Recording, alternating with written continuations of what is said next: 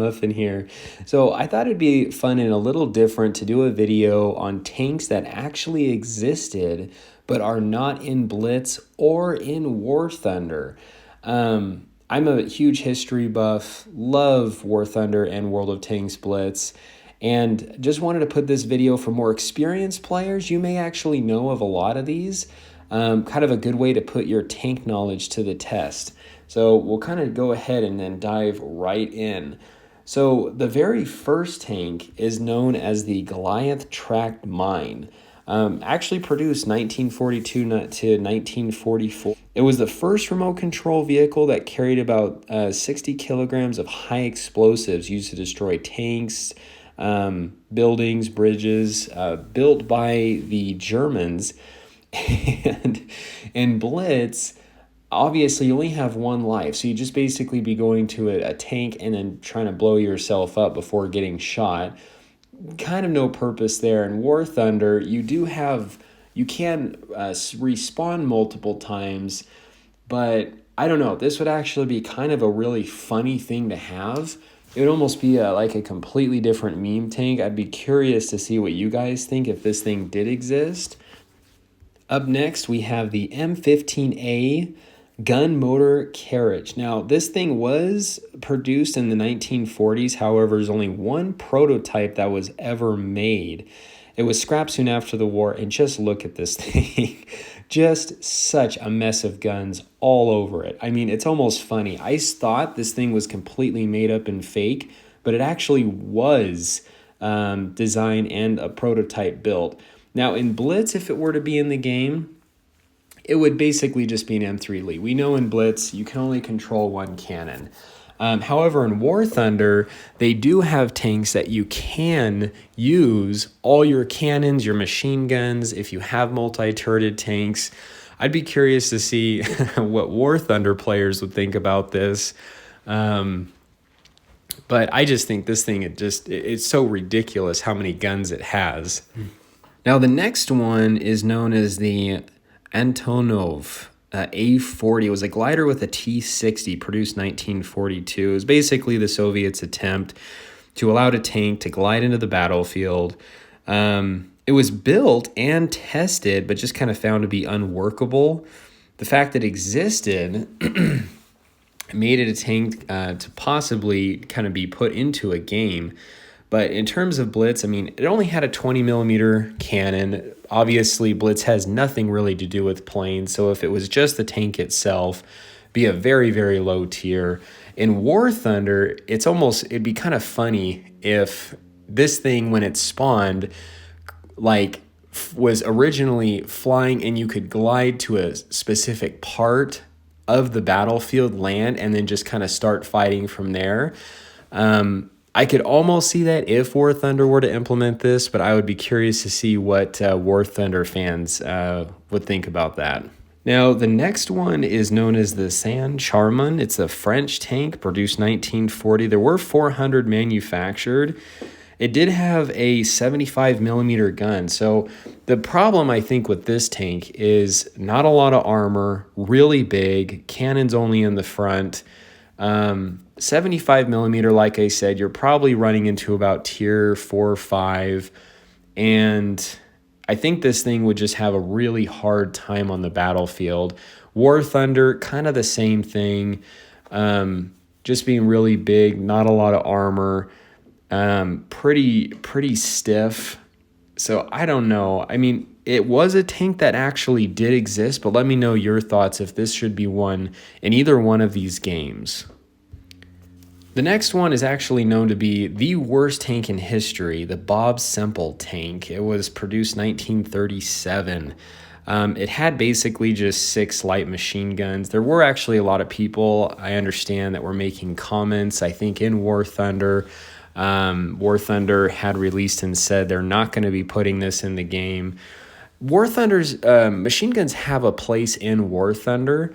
The people, when building this, wanted it to have a main armament, but it just was never put into mass production or used in combat. Machine guns and Blitz don't have a place. War Thunder, I just think this thing wouldn't be very effective at all. Next, we have the Mark 1. This thing actually was in Blitz for an event tank, and it was basically just Mark 1s versus Mark 1s. And it was in service 1916. It had two 6-pounder guns. And Blitz doesn't really have a way to control multiple cannons. I think in the original one, it just had controlling a cannon that was just kind of sticking out of the front of it. And its cannon, I think the reason why Blitz doesn't incorporate this, it would be, first of all, most likely a very low tier tank, very stiff, very disadvantaged compared to some of the others in that tier. But I don't know. I honestly think Blitz could maybe find a way to make this tank work, just using it the way that it was in the original event. In War Thunder, I'm almost curious. I know reserve tanks probably are a little more advanced than even the Mark 1. These kind of tanks almost need like a stage pre-reserve. I think that's one of the reasons why this is not in there. But I think this would be really cool. I mean, a very iconic tank used in history, some of the original ones. I think it'd be actually pretty cool to have this tank in it, one of these tank games. Next one is the T-34 concrete armor. It was actually an experimental tank. It was produced 1918. Basically just a T-34, just completely encased in cement. And so it was reinforced using about 150 millimeters of concrete, and added about 2.5 tons to its weight. It would be completely... Now, concrete doesn't necessarily have a place in Blitz, and I don't even think they have any sort of concrete armored tanks in War Thunder. It would add a completely different penetration system to the game. I think that where there was the T-34 concrete, and the Americans also had a concrete version of the Sherman as well. So just for those two tanks and having their own penetration values or penetration system, I don't think would actually be worth the amount of work and research put in to build and put those in the game. But they were tanks that actually did exist and would actually be, I think, kind of funny to try and use. The next tank is the A-7V. It was a tank produced by Germany 1917. It had a 57 millimeter gun. There were 20 produced. Really big. No turret. Once again, in Blitz, you'd almost need like a tier 0, I think, for these tanks like the Mark, the A-7V, just because they are so unique and much different than some of the other tanks that we play with at tier 1. That, like I said, I think if they were to incorporate this, there would need to be some sort of like tier 0 of some sort.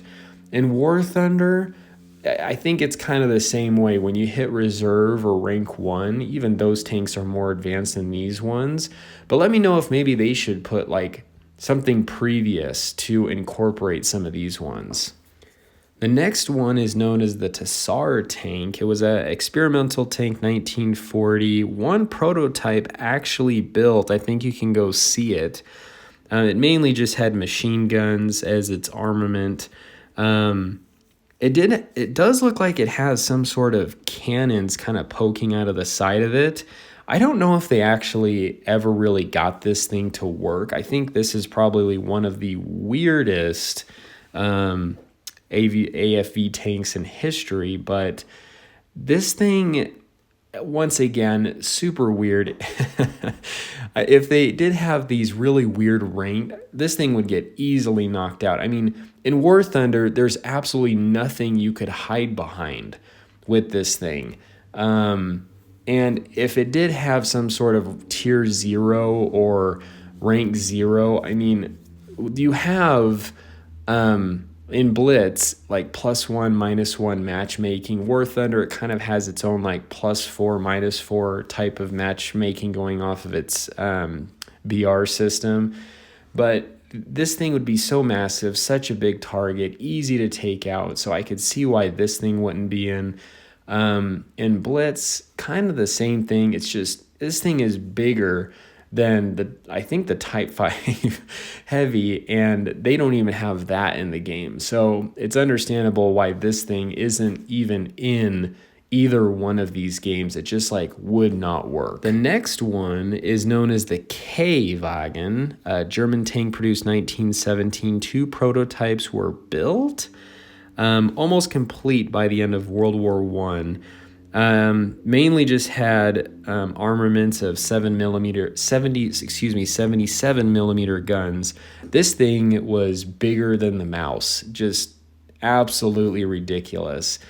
It would almost be funny to have an event either with Blitz or War Thunder where they had all these tanks kind of in one customized battle. The Tessar, the Mark, the K-Wagen. I think it'd be almost really cool to have that. But if you were to try, like I said, this is kind of one of those. It doesn't have a lot of armor. It's massive. And you could easily take these things out. The reserve tanks are better in War Thunder than these. And same with Blitz at Tier 1. French FCM F1, a super heavy tank. There were 12 ordered in 1940 to replace the 2C. It had 90 millimeter gun, really massive. This thing was actually bigger than the mouse. And like I had said about the Tessar tank with it being so massive, they're not even putting the Type 5 Heavy in Blitz. This thing would also kind of fall in that category. Just too big, and I think that's one of the reasons why they just wouldn't put this tank in the game. Not to mention, it does have 2 turrets, so in Blitz you'd only use the back one if it was available. It would probably have terrible gun depression, being just so tall, has the turret in front of it. And then in War Thunder, I don't know. I mean, I'd be curious. I think that, once again, this thing may just fall in the category of it just being too big. I mean, they just removed the mouse from the tech tree. So I would be curious to know this tank, what War Thunder players would think about this tank being in the game. The next up was the Char 2C, probably another one of these really massive tanks. There was one actually built, just an absolute beast. And once again, kind of falling in that same category of the reason probably why it's not in Blitz or in War Thunder is just because of the size. However, being a history person, I actually would love to see these tanks actually somehow incorporated, just to maybe even try out, even have kind of its own special game setup where you could play this thing almost kind of be like these tanks in maybe its own category or something. And believe it or not, the TOG 2 actually has an older brother, the TOG 1. This tank was about almost 10 feet high, 33 feet long. Its main armament had a 75 millimeter, had its secondary armament, I think a 2-pounder, went a whopping, I think about 8 or 9 miles per hour. And so anyway, these are all tanks that had been built either as prototypes or existed, are not in Blitz and War Thunder. I think it'd be really fun if they incorporated these somehow, as these were also a big part of history. And I know a lot of people don't necessarily play the game for history, but they do have a lot of tanks that are put in the game, and there are a lot of people that do love the history part of it. And like I said, even if they had something pre-reserve or tier 0 in Blitz. And so anyway, this is the Muffin here. You guys stay cool and keep tanking.